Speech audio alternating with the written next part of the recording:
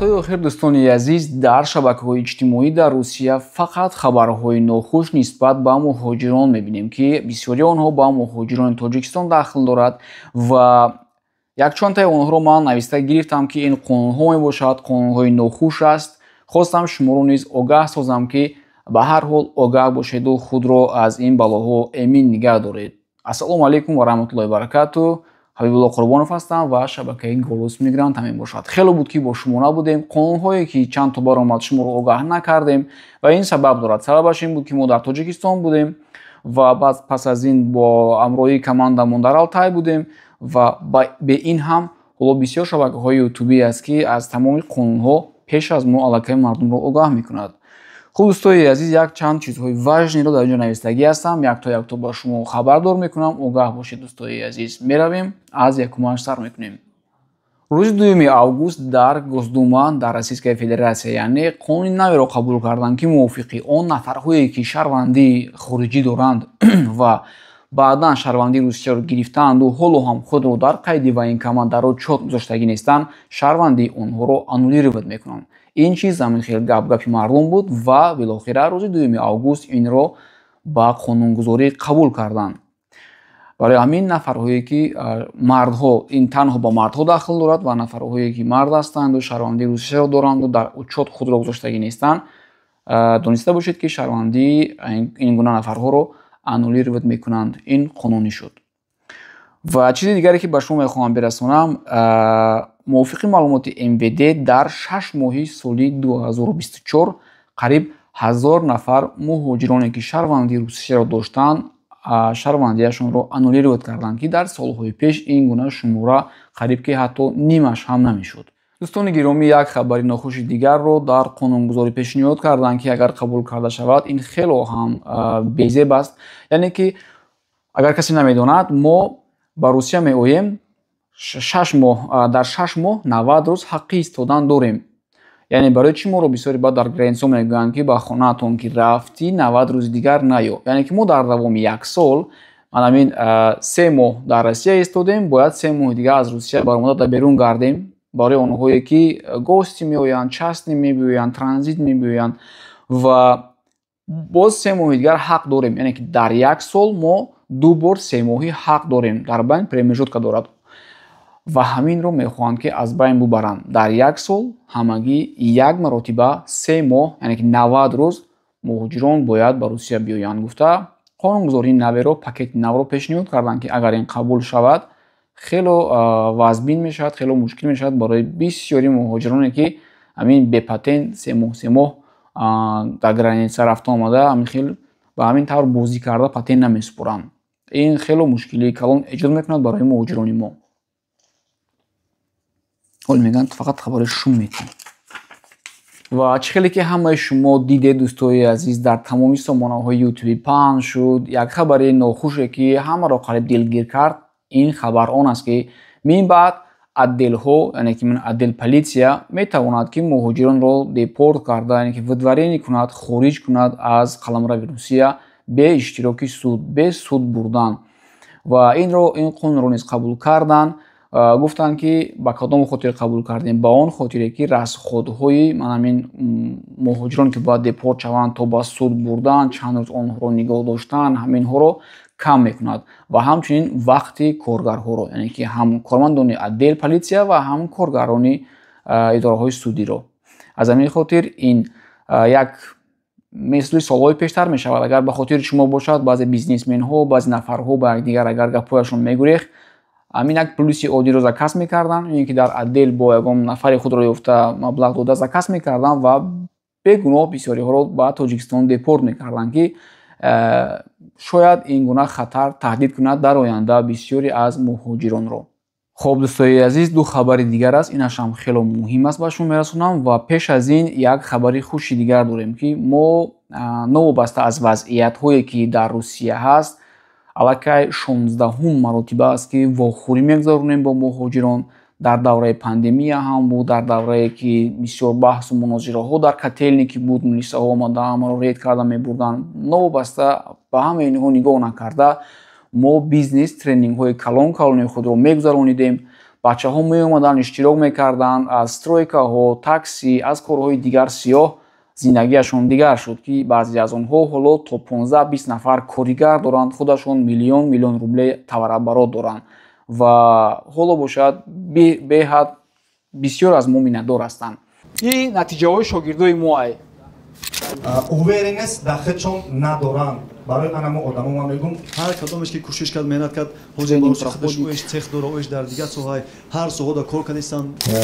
дар грузчикӣ кор мекардам. имрӯз мана результатҳо чихеле ки хестем якдигарро шинос кардем.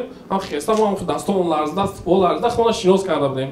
ин результати мақсад 3 моҳаи май ина ҳамин гулофи бруи беҳтарин насиб боша мегем ки да вайлберис бураем. курси бепули мо дастойни буд безе буд не дастойни буд. ама амро пурсидистам талаққафм кардӣ.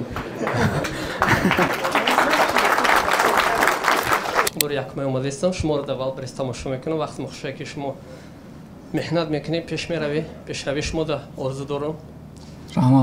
насиб боша худмам ҳамин кор да сар карданем. кори сиёҳ буроитон уфта ҳай кунам ҳама бовариш не вай намешад ин намешад вай намешад бо мери як қадар пул сарф мекунию ҳичи результат намешад. ман гуфтам ман ҳамин сину солам ки чиз акаи саид муртазои дидам илҳом гирифтам. ман гуфтам ман мерам ҳамин чиза да каза мекунам ҳаматба. мо курс барои модарот ташкил мекунем дар оянда. уорам дар хона 6 рӯз моошта 50-60 то 70 ҳазор спокойно кор мекунанд. акӯ хезин марҳамат гузарин як пиёлаи чой гирем.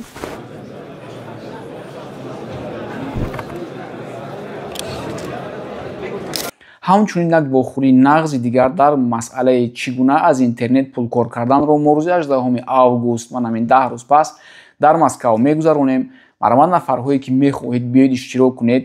дар озон чӣ хел пул кор карда мешавад, дар вайлберис чӣ хел пул кор карда мешавад. мо дар вайлберис дар маркетплейс зиёда аз 30 000 шогирд дорем ки курсҳои моро гузаштанд, чӣ бепул чӣ пулакӣ ва бисёре аз онҳо ҳоло муваффақ ҳастанд. шуморо низ мо метавонем ки ин чизҳоро ёд бидиҳем. марҳамат биёед як бор аз пеш шинос мешавем, ба ҳамаи саволҳои шумо ҷавоб медиҳем. дар масъалаи ипек шудан, налог, тамоми чизҳоро мо ба шумо дар ин рӯз мефаҳмонем. нафарҳои мо мефаҳмонанд. мо экспертҳои зиёд дорем. яъне ки Алабум академия зиёда аз қариб таги 15 нафар коргар дорад ки ҳар яки онҳо специалистҳо ҳастанд. программисту, разработчику, бухгалтеру, юристу, финансисту, налогу, озон, вайлберис тамоми чизҳоро мефаҳманд. марҳамат ҳар касе хоҳиш дорад рӯзи 18 август ба Москав биёед. дар кадом суроға мешавад ҳамашро дар телеграм ба шумо маълумот медиҳем. дар описание видео ссилкаро мемонам ва ҳамчунин дар комментарияи якум метавонед дар гурӯҳ даромада маълумоти иловагиро бигиред.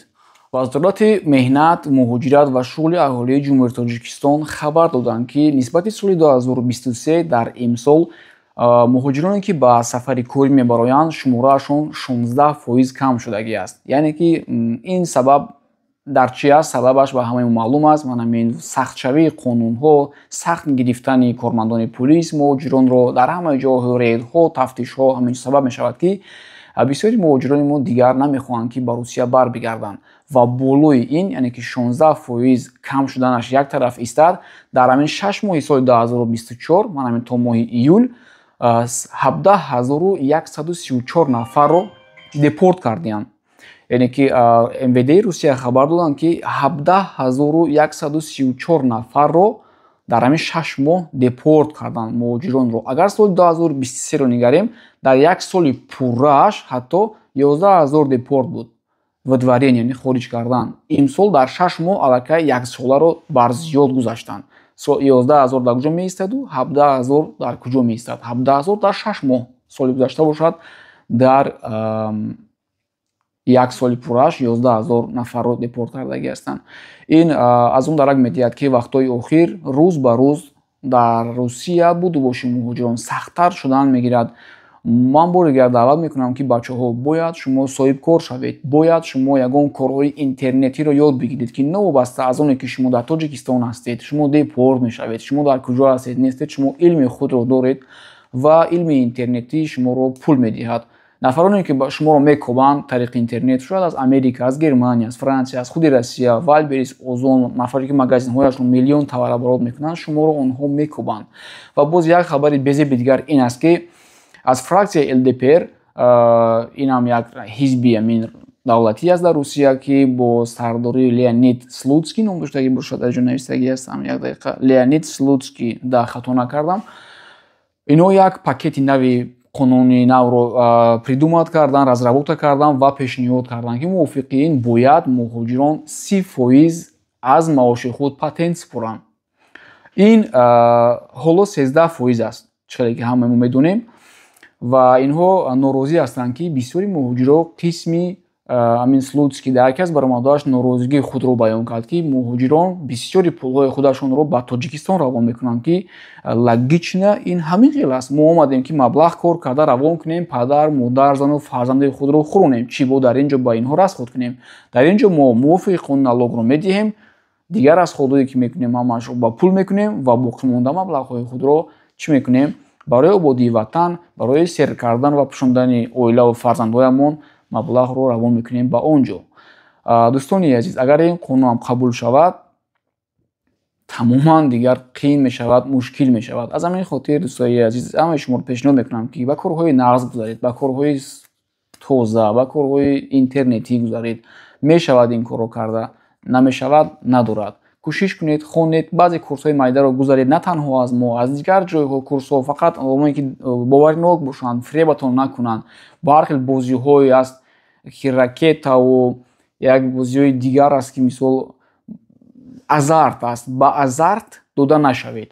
ман нафарҳое ки азартник ҳастанд, онҳоро одами солим ҳисоб намекунам. Яъне ки одами солиме ки ба худ бовар дорад ки ман зани худам, фарзанди худам, падару модари худамро мехӯронам, ин боварии мустаҳкам ба худ дорад ки ба маош, бо саводи худам, бо ақли худам, бо кори худам, бо бизнеси худам мехӯронам. Инро мегӯянд одами солим ақл, солим тафаккур. Нафарҳое ки ба азарт, завқ доранд, бас кунед.